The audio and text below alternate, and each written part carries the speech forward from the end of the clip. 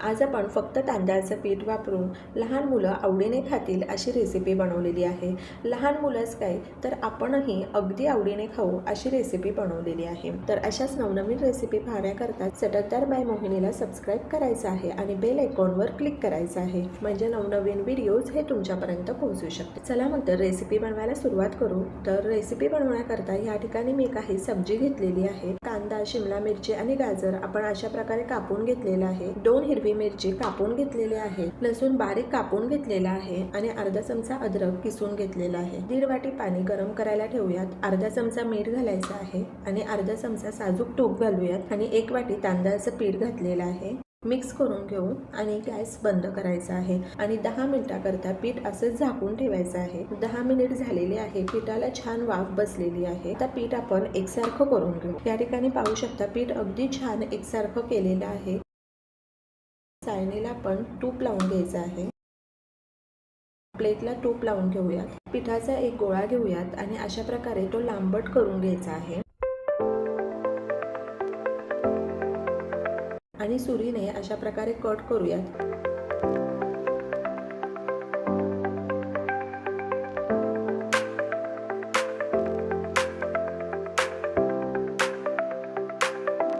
पाणी गरम झालेलं आहे, त्यावर चाळणी ठेवायची आहे आणि 10 ते 15 मिनिटाची वाफ काढूयात।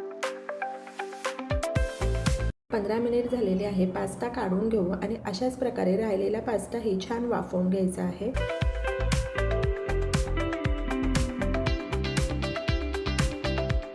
आता फोडणी देऊयात। तर कढई गरम झालेली आहे, त्यामध्ये तेल घालायचं आहे। बारीक चिरलेला लसूण घालूयात, हिरवी मिरची घातलेली आहे आणि अद्रक घालायचं आहे आणि कापलेल्या सर्व सब्जी घालायची आहे आणि मंद आचेवर 5 मिनिटाची वाफ काढूयात। या ठिकाणी 5 मिनिट झालेले आहे। एकदा वर खाली करून घेऊ आणि पुन्हा 2 मिनिटाची वाफ काढलेली आहे। या ठिकाणी 2 मिनिट झालेले आहे, झाकण काढायचं आहे। अर्धा चमचा मिरची पूड घालूयात, अर्धा चमचा काळी मिरीची पावडर घातलेली आहे, अर्धा चमचा टोमॅटो सॉस घालायचा आहे आणि पास्ता सॉस 2 चमचे घालायचा आहे। मिक्स करून घेऊ आणि या भाज्या आपल्याला पूर्णपणे शिजवायच्या नाही आहेत। 70% आपण भाज्या शिजवून घेतलेल्या आहेत, कारण पास्त्यामध्ये थोडी कचवट भाजी छान लागते। वाफवून घेतलेल्या तांदळाचा पास्ता घालायचा आहे। बारीक चिरलेली कांद्याची पात घालूयात। चवीनुसार मीठ घातलेलं आहे, दाखवायचं राहून गेलं आणि व्यवस्थित मिक्स करून घेऊ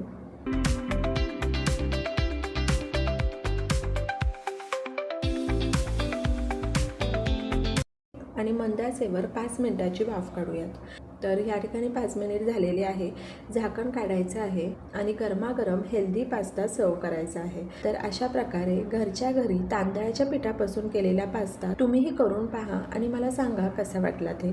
तर अशाच नवनवीन रेसिपी पाहण्यासाठी चटकदार बाय मोहिनीला सबस्क्राईब करायचं आहे आणि बेल आयकॉनवर क्लिक करायचं आहे, म्हणजे नवनवीन व्हिडिओज हे तुमच्यापर्यंत पोहोचू शकतील आणि वेळात वेळ काढून तुम्ही माझी ही रेसिपी पाहिली तर त्यासाठी तुमचे खूप खूप खूप धन्यवाद। पुन्हा भेटूया अशाच एका नवीन रेसिपी बरोबर।